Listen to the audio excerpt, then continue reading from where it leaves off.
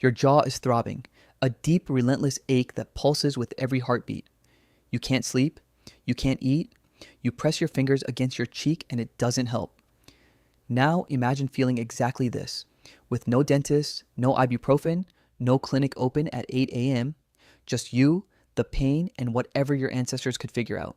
For roughly 300,000 years, that was the only option.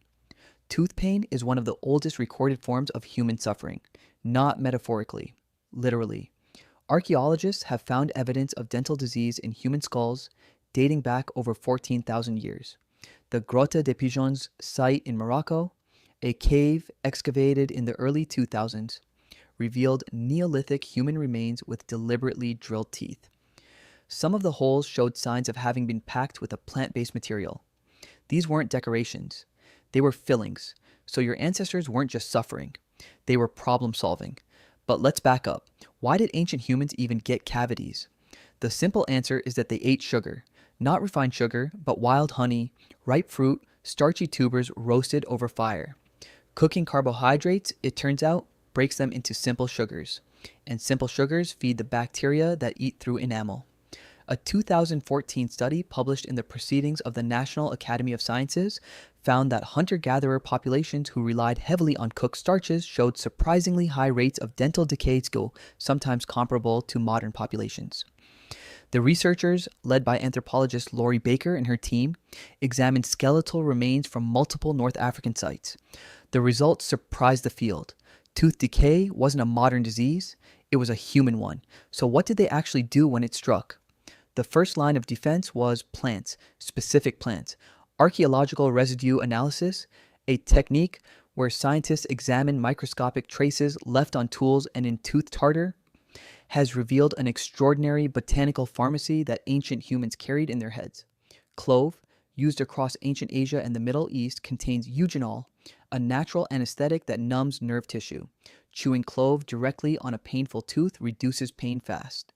Modern dentistry still uses eugenol in certain compounds today. In Europe, prehistoric populations turned to yarrow, willow bark, garlic pressed directly against the gum. These weren't superstitions.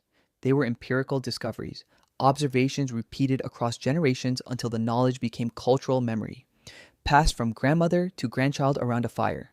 The knowledge wasn't written down. It didn't need to be. It survived because it worked. Let's reconstruct a specific moment. Picture yourself roughly 10,000 years ago, somewhere in what is now Northern Europe. You are part of a small group, maybe 20 to 30 people.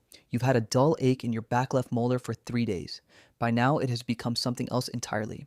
Your face is slightly swollen. You can't chew on that side. An older woman in your group, the one who knows plants, has you sit close to the fire. She chews a piece of yarrow until it becomes a soft paste, then presses it directly against your tooth and holds it there.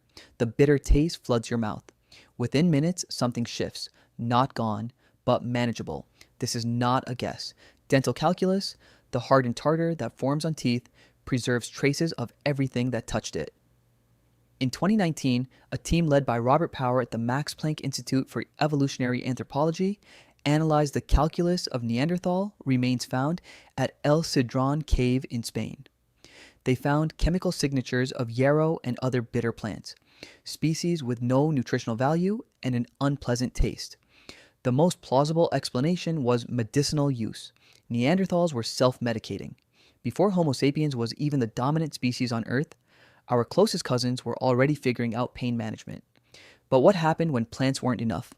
This is where it gets uncomfortable. When an abscess formed, a bacterial infection at the root of a tooth, the pain could become life-threatening. A severe untreated dental abscess can spread to the jaw, the neck, the brain. Ancient populations knew this. In some cultures, a sharp flint or obsidian blade was used to lance the gum, draining the infection before it spread. There is skeletal evidence of crude extractions too. Teeth pulled with fingers, with tools, with whatever force was available. It would have been brutal. It would also have been necessary. Here's the counterintuitive part. Ancient humans actually had stronger enamel than you do. Not because they were different, but because they ate differently. No refined sugar, no acidic sodas, no food stripped of its fiber. The hunter-gatherer diet, for all its hardships, was mechanically demanding in a way that kept teeth naturally cleaner. Tough, fibrous meat and raw vegetables acted like natural abrasives, scrubbing the surface of teeth with every meal. Studies of pre-agricultural human skulls often show teeth worn nearly flat from decades of use, but structurally intact, root and all. It was a transition to farming around 10,000 years ago that changed everything. Soft grain-based porridges, stored foods that fermented, a diet suddenly rich in processed carbohydrates. Dental disease rates spiked almost immediately in the archaeological record. Agriculture gave humans cities, writing, and civilization. It also gave them cavities. The next time your jaw aches and you reach for the ibuprofen, remember this. The instinct you're following is ancient. The drive to find something, anything, that makes the pain stop. Your ancestors solved this problem with yarrow and willow bark and obsidian and the memory of an old woman pressing paste against a tooth by firelight. You solved it with a pharmacy on the corner. The problem is the same, only the tools changed.